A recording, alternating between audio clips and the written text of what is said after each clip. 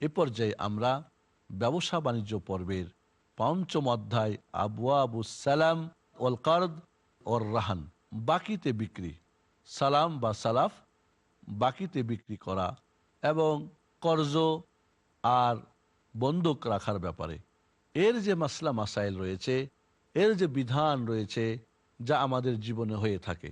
একজন মানুষ কিছু ক্রয় করলো, এখন টাকা পরিশোধ করার মতো তার নেই, অথবা অগ্রিম টাকা দিয়ে বলল আমাকে এই মানের জিনিস এনে দিতে হবে, এটা হলো বায়ুসালাম বা বায়ুসালাফ, বাকিতে বিক্রি। এক পক্ষের নগদ আর এক পক্ষের বাকি। কেউ কাউকে যদি কর্জ দেয়, এটা অত্যন্ত একটা নেকির কাজ, একজন আরেকজনের প্রতি ইহসান করবে। কর্জ দিবে, কোনো বিনিময়ে কোনো নাফা বা লাভ নিবে না, এটাও একটা উন্নত সুন্দর কাজ। ওয়ার রেহেন, এটা হচ্ছে কি বন্ধক রাখা। একজন কারো কাছ থেকে কিছু কর্জ নিল, মনে করেন 10,000 টাকা আপনি একজনের কাছ থেকে কর্জ নিলেন, এই কর্জটা ফেরত দেবেন হয়তো 6 মাস বা 9 মাস পরে। এখন যিনি দাতা, যাকে বলা হয় রাহেন, আরেকজন হলো কি মুরতাহেন, যে নিল, যে দিল সে হলো রাহেন, যে নিল সে মুরতাহেন, আর যা নিল সেটা হলো রাহান। তাহলে এখানে আমাদের মনে রাখতে হবে যে যিনি এই বন্ধক টাকা কর্জ নিল, এর বিনিময়ে যে কর্জ দিচ্ছে উনি এখন ভাবতেছেন যদি 6 বা 9 মাস পরে আমার এই কর্জটা ফেরত না পায়, এই জন্যে কি করতে হবে, জামানত কিছু রাখতে হবে, যেটাকে বলা হয় রেহেন বা বন্ধক। এক্ষেত্রে উনি যে টাকা দিলেন ওর কাছে কিছু রেহেন রেখে দিলেন, যে নিলেন, যে দিলেন তার কাছে কিছু বন্ধক রাখলেন। এই বন্ধক যখন সে কর্জ ফেরত দিয়ে দিবে, বন্ধক সে ফেরত দিবে। কিন্তু এক্ষেত্রে যদি এমন হয় যে কর্জ পরিশোধের সময় হয়ে গেছে, আর যিনি কর্জ দিয়েছেন তিনি কর্জ গ্রহীতাকে বলার পরও সময় মতো তা পরিশোধ করছেন না, তাহলে এক্ষেত্রে তার কাছে যে বন্ধক রাখা হয়েছে ওই জিনিসটা বিক্রি করে দিয়ে তার যে পরিমাণ টাকা কর্জ সেটা তিনি আদায় করে নেবেন। তার আগে তাকে হয়তো সরকারিভাবে নোটিশ দিতে পারে কোর্ট থেকে, তাও না হলে নোটিশ দেওয়ার পরে কাজী সাহেব যে ঋণ গ্রহণ করেছিল তাকে বাধ্য করবে বা সময় চাইলে সময় দিবে, তাও যদি না দেয় তাকে বিক্রি করে কর্জ পরিশোধ করতে বলবেন বন্ধকের জিনিস। তাও না হলে সরকারিভাবে কাজী সাহেব, বিচারক সাহেব ওই বন্ধকের জিনিসটা বিক্রি করে তার যে কর্জ পরিমাণ টাকা দিয়েছিল সেটা তাকে আদায় করে দিবে, যাতে করে কর্জে হাসানার এই যে একটা সুন্দর ব্যবস্থাপনা বন্ধ না হয়ে যায়। কারণ এভাবে যদি কেউ কর্জ দিল আর কর্জ গ্রহীতা তাকে পরিশোধ করলো না, আর এর ফলে কর্জদাতা সে মাহরুম হয়ে গেল, সে ক্ষতিগ্রস্ত হয়ে গেল, তাহলে এইভাবে হবে সমাজে কর্জ আর কেউ দিতে চাইবে না। এজন্যে এই 3টি জিনিসের কর্জ দেওয়া, বন্ধক রাখা কর্জের ক্ষেত্রে এবং বাকিতে বিক্রি, এর বিষয়গুলি নিয়ে আমাদের এবার পঞ্চম অধ্যায় শুরু হচ্ছে।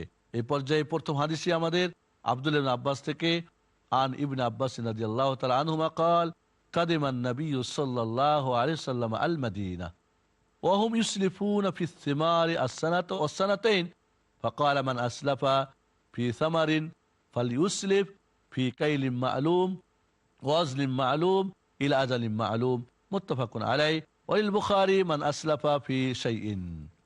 আব্দুল্লাহ ইবনে আব্বাস থেকে বর্ণিত রাদিয়াল্লাহু তাআলা আনহুমা, তিনি বলেন রাসূলুল্লাহ সাল্লাল্লাহু আলাইহি ওয়াসাল্লাম যখন মক্কা থেকে হিজরত করে মদিনায় আসলেন তখন দেখলেন মদিনাবাসীর লোকেরা ইউসলিফুনা ফিস সিমার, তারা তাদের গাছের ফলে সালাফ ব্যবসা করত, অর্থাৎ অগ্রিম টাকা দিয়ে দিত, ফল পাকলে, খেজুর পাকলে তারপরে সেখান থেকে তারা নেবে। হয়তো ধান এখনো জমিনে আছে, 500 টাকা বা বাজার রেট হিসাবে আমি এত টাকা এখন দিয়ে দিলাম, এই ধান উঠলে আমাকে তুমি ধান দেবে। অথবা ধান যার কাছে আছে বা ফল যার কাছে আছে সে একজনকে বলল আমাকে ভাই 500 টাকা বা 1000 টাকা রেট হিসাবে বাজার আমাকে দাও, আমার এই ফল পাকলে বা এই ধান কাটলে বা ফসল কাটলে আমি তোমাকে দিয়ে দেব। তাহলে যিনি ক্রেতা তার পক্ষ থেকে অগ্রিম নগদ, বিক্রেতা পরে, বিক্রির পণ্য পরে, এই ব্যবসাটা মদিনাবাসীরা করতেন। আসানা ওয়াসানাতাইন, 1 বছর 2 বছরের জন্য এই ধরনের ব্যবসা করতেন। ফাকালা মান আসলাফা ফি সামারিন ফালইউসলিফ ফি কাইলিম মালুম। আল্লাহ নবী আলাইহিস সালাতু ওয়াস সালাম বললেন, যদি তোমরা এই সালাফ বা সালাম ব্যবসা করতে চাও তাহলে কাইলিম মালুম, কত কাঠা এটা জানা হতে হবে, অজানা যাবে না। যে টাকা দিলাম দিও, কত দিবে না, কত কাঠা মাল দিবে। ওয়াজনিম মালুম, আর যদি কাঠার মাপের না হয়, এটা বাটখারা মাপ দিয়ে হয়, তাহলে কত ওজন সেটাও নির্দিষ্ট হতে হবে। ইলা আজালিম মালুম, কখন দিবে তাও নির্দিষ্ট হতে হবে। তাহলে এর মাপ এবং সময় নির্দিষ্ট হতে হবে। এই শর্ত যদি পাওয়া যায় তাহলে সেই ব্যবসা জায়েজ হবে। আর যদি শর্ত না পাওয়া যায় তাহলে সেই ব্যবসা জায়েজ হবে না। প্রথম শর্ত কি দিবে সে বিষয়ে জানা। আমি টাকা দিলাম, কোন ধরনের আমাকে মাল দিবে জানা। 2 নম্বরে এর দাম কত, মূল্য কত জানা। 3 নম্বরে যে মজলিসে আকদ হবে সেখানে লেনদেন হতে হবে, অর্থাৎ যেখানে কথা চলতেছে সেখানে দেওয়া নেওয়া হতে হবে। যে টাকা দিয়ে দিল যে আমাকে মাল পরে দিবে, অথবা মাল দিয়ে দিল টাকা পরে নেবে, মজলিসে এটা কবজ হতে হবে, হাতে নিতে হবে। এইভাবে যেটা তিনি করতেছেন তার জিম্মাই থাকবে। এখন যার উপরে এই বায়ুসালাম বা সালাফ হচ্ছে তার এই জিম্মা তার উপরে থাকবে, কারণ যে জিনিসটার তিনি সপ্রদ করবেন তার জিম্মাই থাকতে হবে। জিম্মায় যদি না থাকে কে করবে তাহলে এটা? এইভাবে তার গুণাগুণ জানা থাকতে হবে, এবং এর মধ্যে কোনো যেন অজ্ঞতা না থাকে, এর মধ্যে যেন তার সময় নির্দিষ্ট উল্লেখ থাকে। এইভাবে কখন দিবে, কত সময়ের মধ্যে দিবে, সবকিছু মোট কথা এখানে যেন কোনো প্রকার কোনো গ্যাঞ্জাম সৃষ্টি না হতে পারে, কোনো ঝামেলা না আসতে পারে। সবকিছু জানাশোনা হলে এই ব্যবসা জায়েজ রয়েছে। তবে বায়ুসালাম এটাকে আল্লাহ রাব্বুল আলামিন মানুষের প্রয়োজনের তাগিদে জায়েজ করেছেন, তবে অত্যন্ত নাজুক কিন্তু অবস্থা। অর্থাৎ কেউ যদি সময় মতো দিতে পারলো না, অনেক সময় ব্যাংকে এই ব্যবসা হয়, অনেক সময় ইসলামী ব্যাংকেও হয়তো এই ধরনের ব্যবসা আমরা জানতে পারি। যদি এমন হয় যে সময় মতো যদি পরিশোধ করতে না পারে, আর এক্ষেত্রে তার উপরে জরিমানা বাঁধা হয়, তাহলে সেটা সুদ হয়ে যাবে।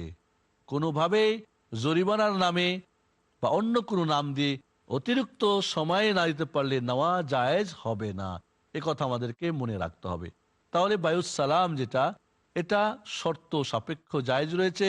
শর্ত যদি না পাওয়া যায় তখনই সেটা নাজায়েজ হয়ে যাবে। এই হাদিসটি ইমাম বুখারী, মুসলিম বর্ণনা করেছেন। বুখারীর শব্দে আছে মান আসলাফা ফি শাই, যে কোনো জিনিসে। তাহলে ফল না, যে কোনো জিনিসে ওটা হতে পারে।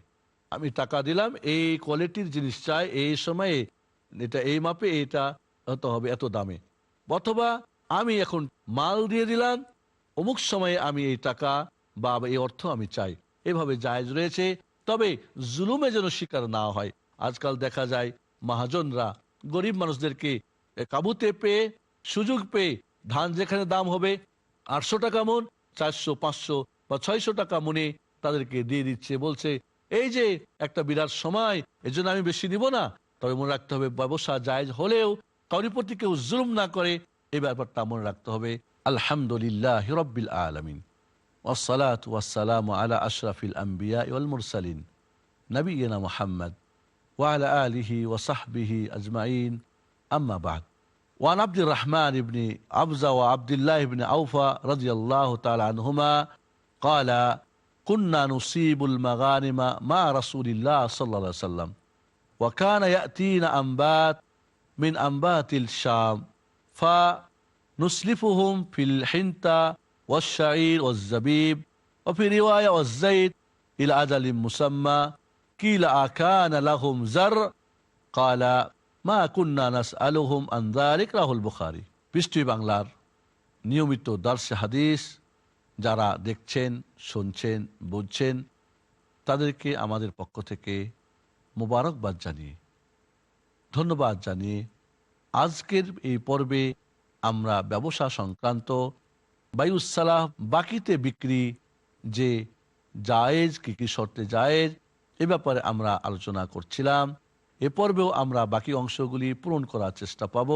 আব্দুর রহমান বিন আবজা এবং আবদুল্লাহ বিন আবি আউফা রাদিয়াল্লাহু আনহু থেকে বর্ণিত, তারা দুইজনে বলেন কুন্না নুসিবুল মাগানিমা মা রাসূলিল্লাহ সাল্লাল্লাহু আলাইহি সাল্লাম, আমরা গানিমতের মাল থেকে পেতাম। গানিমাতের মাল হলো মুসলিম এবং অমুসলিমদের মধ্যে যখন যুদ্ধ হয়, অমুসলিমরা পরাজিত হয়ে যখন ভেগে যায়, তাদের পরিত্যক্ত, তাদের ছেড়ে যাওয়া যে ধন সম্পদ, অর্থকড়ি মুসলমানরা পেয়ে যায় যুদ্ধের ময়দান থেকে, যে অর্থ টাকা পয়সা পেয়ে যায়, একে বলা হয় গানিমাত। এই গানিমাতের মাল আমরা আল্লাহ নবী আলাইহিস সালাতু ওয়াস সালাম থেকে পেতাম। ওয়াকান্না ইয়াতিনা আমবাত মিন আমবাতি শাম, শাম দেশের আমবাত, এরা আসলে আরব, পরবর্তীতে এরা আজম হয়ে যায়, অনারব হয়ে যায়, তারা শাম থেকে আসতো। ফা নুসলিফুহুম ফিল হিনতাতি ওয়াশ-শাইর ওয়াজ-জাবিব, আমরা তাদের সঙ্গে গম এবং জব আর পনির ও ফি রিওয়ায়াত যায়ত তেলে আমরা সালাফ করতাম। অর্থাৎ আমরা ওই গনিমতের মাল থেকে যা পাইতাম, এখান থেকে ওদেরকে আমরা টাকা পয়সা দিয়ে দিতাম, বা আমাদের পণ্য যা থাকতো সেটা দিয়ে দিতাম, আর ওদেরকে বলতাম যে এই কোয়ালিটির, এই ধরনের গম বা এই ধরনের তেল বা কিশমিশ বা আমরা জব চাই, ইলাজ আলী মুসাম্মা, একটা নির্দিষ্ট সময়ের জন্য। ওদেরকে, ওরা যখন আসতো আমরা টাকা দিয়ে দিতাম বা আমরা অর্থ করি যা আমাদের কাছে দিতাম ওই গনিমতের মাল থেকে। আর এই সময়ের মধ্যে তারা আমাদেরকে গম বা জব বা পনির বা তেল এনে দিবে, এই ধরনের তাদের সঙ্গে আমাদের কি ব্যবসা করতাম। কিলা আকান আলাহুম জার, বলা হলো আচ্ছা তাদের কি কোনো ক্ষেত খামার ছিল? এই যে গম, তারপরে জব, পনির বা তেল প্রোডাকশন করার তাদের কোনো কি ক্ষেত খামার ছিল?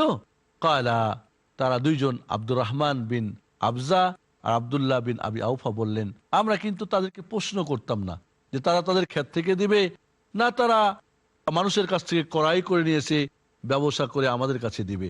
তাহলে এই হাদিসের দ্বারা আমরা বুঝতে পারলাম সালাফ জায়েজ রয়েছে। অগ্রিম আপনি অর্থ দিবেন, আপনাকে পণ্য পরে দিবে, বা পণ্য আগে দিয়ে দেবেন, অর্থ পরে দিবেন, অর্থ পরে পাবেন, দুইটাই জায়েজ রয়েছে। এক্ষেত্রে শর্তগুলো আমরা আগে আলোচনা করেছি। এখানে আজালি মুসাম্মা, একটা নির্দিষ্ট সময়, তার কোয়ালিটি, কোয়ান্টিটি, কখন, কিভাবে, কোন মানের ধান হলে কোন ধান, কখন, কতটুকু, এসব কিছু জানাশোনা হতে হবে। এখানে যদি কোনো অজ্ঞতা, এখানে অজানা বা এখানে কোনো ধোঁকাবাজির যেন অবকাশ না থাকে, সেটা খুব শক্তভাবে খেয়াল রাখতে হবে, যার ফলে কোনো দ্বন্দ্ব বা কোনো ঝগড়া বিগ্রহ না হতে পারে। এই হাদিসটি ইমাম বুখারী রহমতুল্লাহ আলাইহি বর্ণনা করেছেন। তো রাসূলুল্লাহ সাল্লাল্লাহু আলাইহি ওয়াসাল্লামের যুগে সাহাবায়ে কেরাম এই ধরনের সালাফ বা সালাম ব্যবসা করতেন। এটা জায়েজ পর্যায়ের মনে রাখতে হবে। তবে কোনো ক্রমে যদি সময় মতো দিতে না পারে, তার প্রতি জরিমানা বা কিছু বাড়িয়ে দেওয়া, কমিয়ে দেওয়া, এই ধরনের করতে গেলে কিন্তু সেটা সুদের পর্যায়ভুক্ত হবে। এটা আমাদেরকে বারবার স্মরণ রাখতে হবে। ওয়ান আবি হুরায়রা রাদিয়াল্লাহু তাআলা আনিন নবী সাল্লাল্লাহু আলাইহি ওয়াসাল্লাম قال মান আখাযা আমওয়ালান নাস ইউরিদু আদাআহা আদাল্লাহু আন ওয়া মান আখাযাহা ইউরিদু ইতলাফাহা আতলাফাহুল্লাহু তাআলা, রাহুল বুখারী।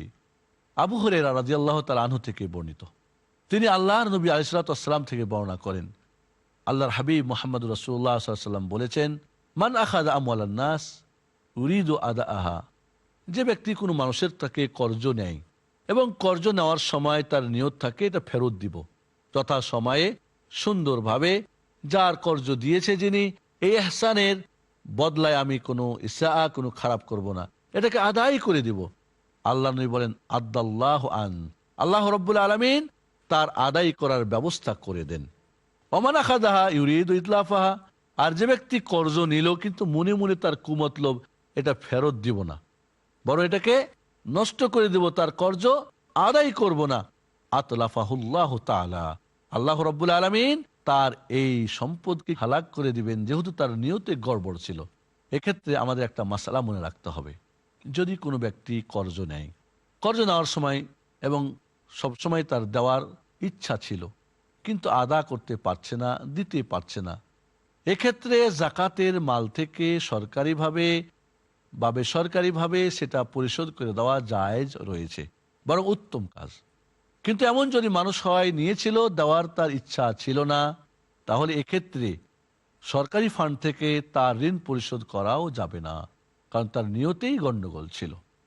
আর যদি পরিশোধ করেও দেয়, তাহলে যেহেতু তার নিয়তে গড়বড় ছিল, এজন্যে সরকারি ফান্ড থেকে পরিশোধ হয়ে গেলেও সে পাপ মুক্ত হবে না, কারণ তার নিয়ত ছিল খারাপ। আজ মানুষ কর্জের ক্ষেত্রে, কর্জে হাসানা বন্ধই হয়ে গেছে। এখন সুদ কারবার ছাড়া আর কোনো কারবারই নেই। মানুষকে চক্রহার বৃদ্ধি আকারে সুদের, কারণ কেউ যদি কর্জে হাসানা দেয়, যারা এই কর্জে হাসানা নেয় এটাকে সঠিক সময়ে সুন্দরভাবে পরিশোধ করতে চায় না, গড়িমসি করতে করতে, টালবাহানা করতে করতে, বিশেষ করে বড়লোক যদি গরিবের থেকে নেয় তাহলে তো এর অবস্থা বড় কঠিন হয়ে যায়। আজ কর্জের ব্যাপারে খেয়ানাত খুব অধিক হারে সমাজে আজ দেখা যায়, শোনা যায়, যার ফলে কর্জে হাসানার মতো একটা উত্তম কাজ কেউ আজ করতে চায় না। কেউ যদি একবার কাউকে কর্জ দেয় তাহলে যেন সে অর্ধেক দান করলো। আপনি কাউকে 1000 টাকা, লাখ টাকা কর্জ দিবেন, এই যে কর্জ দিলেন এই জন্যই যেন অর্ধেক আপনি দান করলেন, তার সওয়াব পাবেন। আবার কেউ যদি 2 বার কর্জে হাসানা কাউকে দেয় তাহলে যেন সম্পূর্ণ দান করার সমান সে নেকি পেল।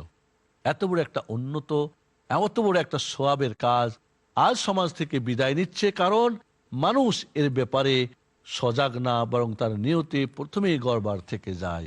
আজ ব্যাংক থেকে টাকা নিচ্ছে পরিশোধের ক্ষেত্রে গিয়ে দেখা যায় এখন নাকি সে দেউলিয়া হয়ে গেছে, পরিশোধ করার ইচ্ছা নেই, এইভাবে মরে যাচ্ছে, পরে তার ছেলেমেয়েরা ক্ষতিগ্রস্ত হচ্ছে।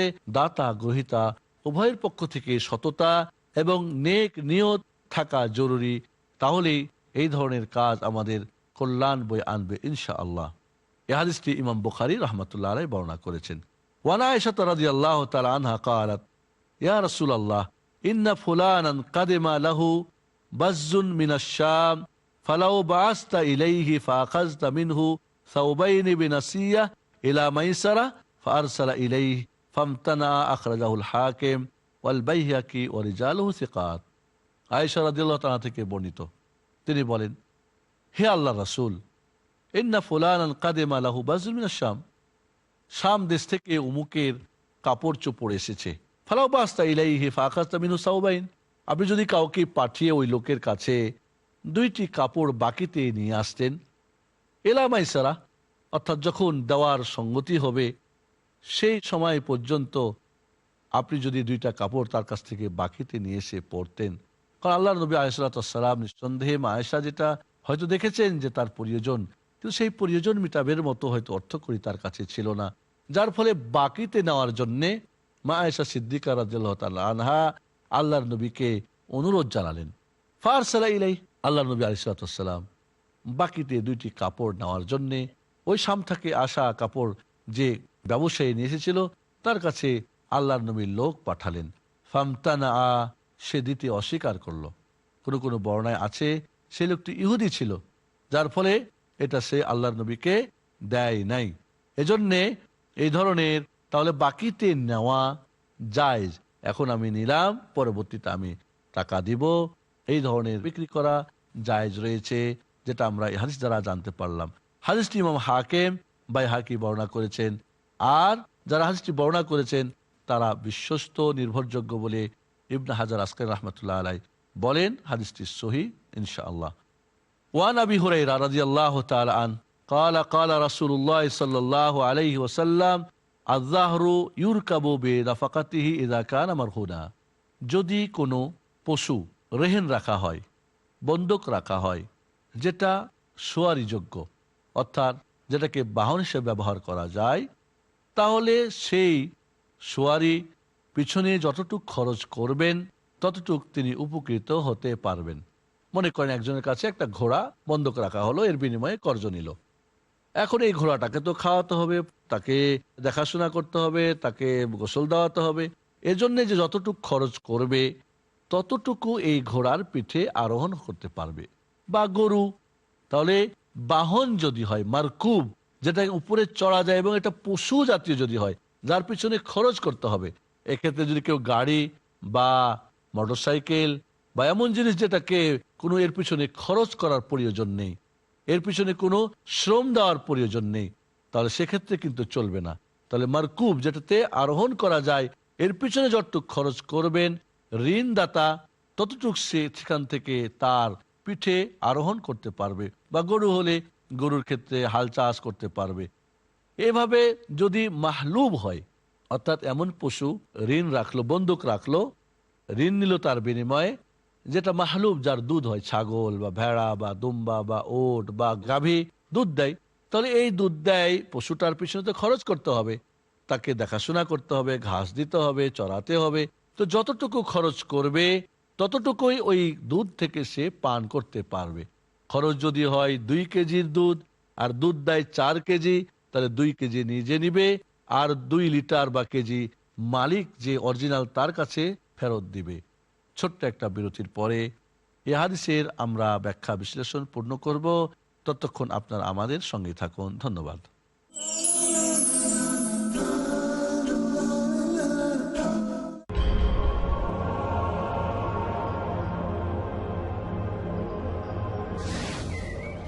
বসন্তের বৃষ্টিতে যেমন সবুজ হয়ে ওঠে মরুভূমি,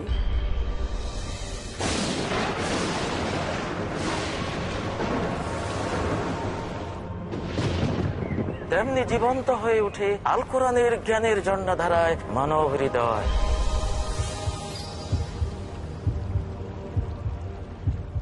আপনি কি চান তো জাহান জুড়ে প্রাণময় সুখময় অনন্ত জীবন?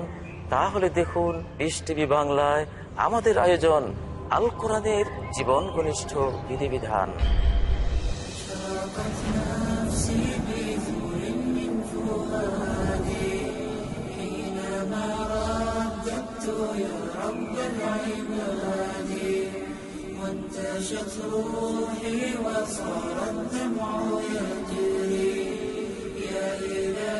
জানেন কত সুন্দরভাবে পবিত্র কোরআন অগণিত জীবনকে আলোকিত করেছে? আল কোরআনের জীবন ঘনিষ্ঠ বিধিবিধান প্রতি বুধবার ও শুক্রবার রাত 10:30 বা পুনঃ সম্প্রচার সকাল 9টায় বাংলাদেশে পিস টিভি বাংলায়।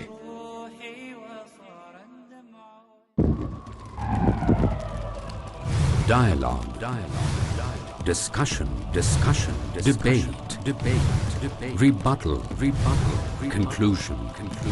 Eliminate misconceptions about religion. Get enlightened. Witness Dr. Zakir Naik in a battle of words. দেখুন সম্মুখ সমরে প্রতি বৃহস্পতিবার রাত 9টায় বা পুনঃ সম্প্রচার সকাল 10:30 বাংলাদেশে পিস টিভি বাংলায়।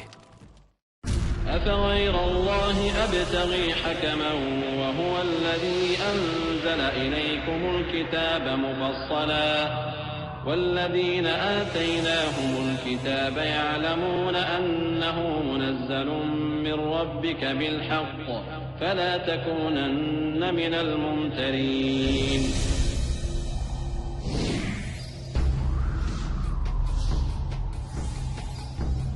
আল কোরআন মহান আল্লাহর পক্ষ থেকে মহানবীর প্রতি নাযিলকৃত সর্বশ্রেষ্ঠ বাণী।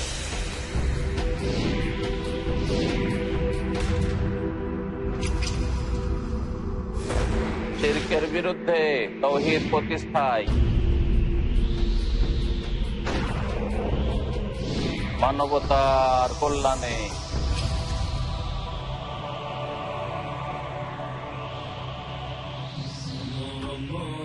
কত কার্যকরীভাবে কোরআন থেকে হিদায়াত নিয়ে কোটি কোটি মানুষের জীবন হলো আলোকিত। দেখুন আল কোরআনের আলো পরবর্তী অনুষ্ঠান পিস টিভি বাংলায়।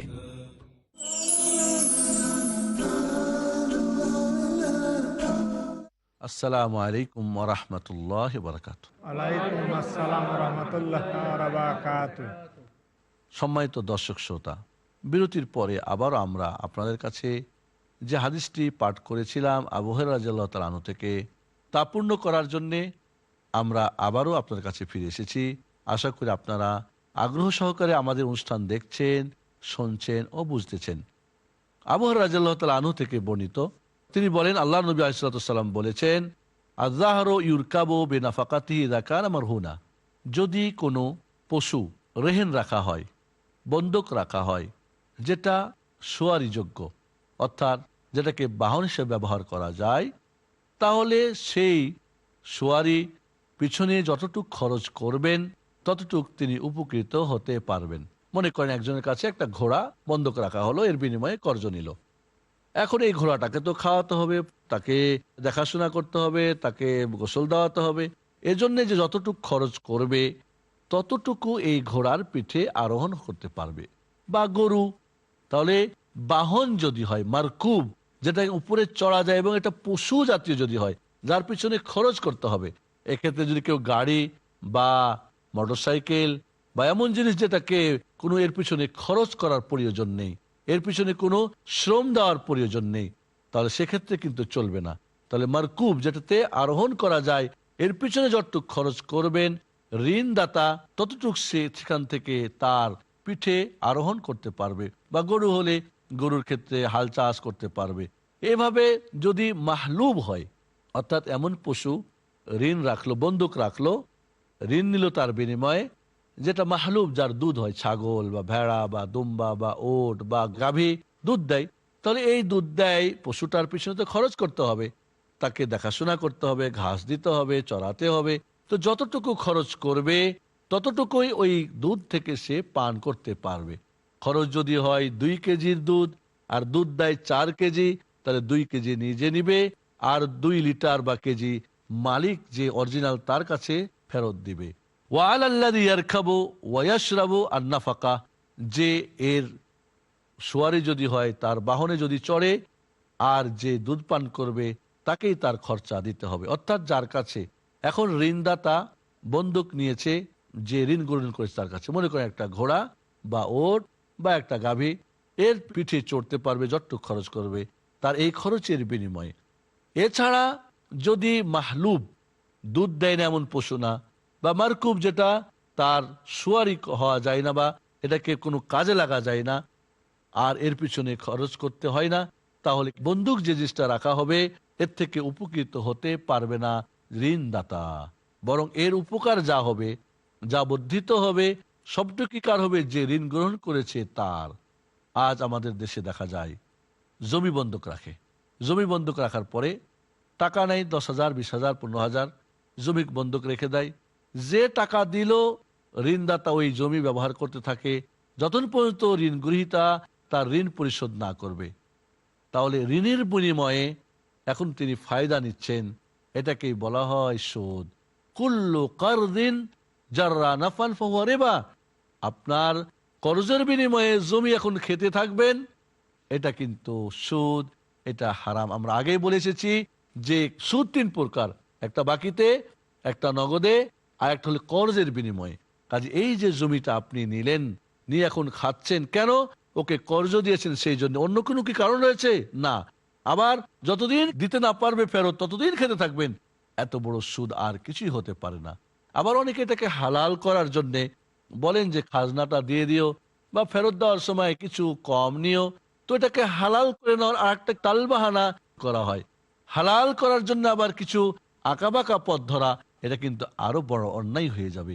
হারামকে হারাম জেনে করা মহাপাপ, কিন্তু হারামকে হালাল জেনে করা বা হালাল করার অপচেষ্টা করা, এটা কিন্তু আরো মহাপাপ হয়ে যাবে।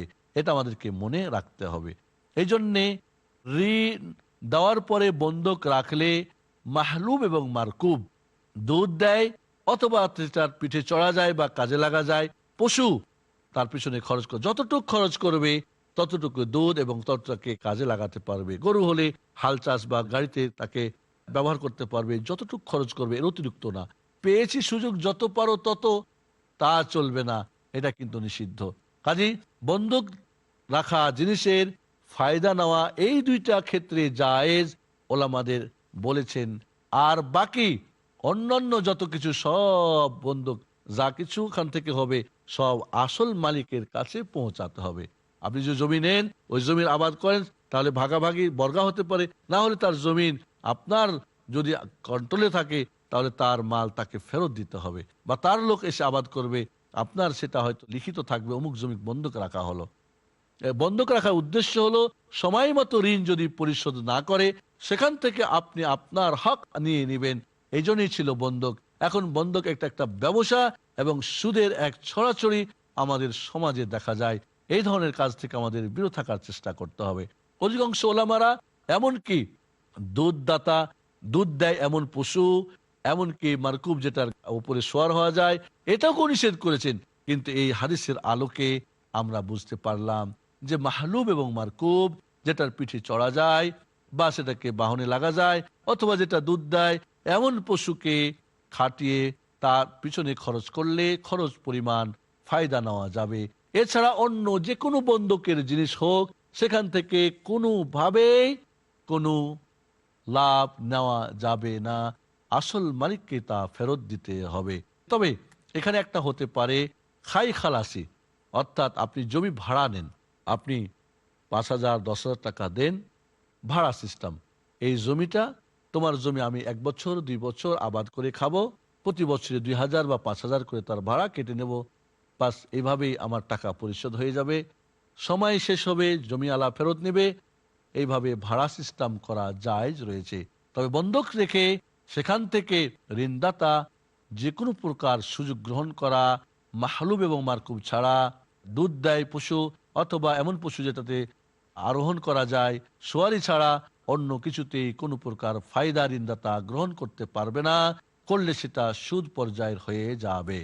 ওয়ান আবি রাফি রাদিয়াল্লাহু তাআলা আনহু قال أن النبي صلى الله عليه وسلم استسلف من رجل بكرا فقدمت عليه إبل من إبل الصدقة فأمر أبا رافع أن يقضي الرجل بكره فقال لا أجد إلا خيارا رباعيا قال آتيه إياه فإن خيار الناس أحسنهم قضاء رواه مسلم।